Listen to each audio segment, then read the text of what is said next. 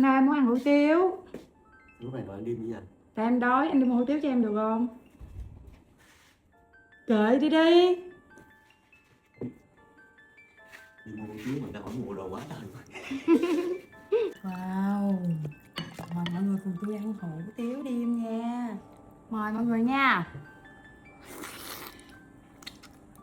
Ngon quá. Đúng người cũng thời điểm. Wow. Thật quá. Mọng nước á.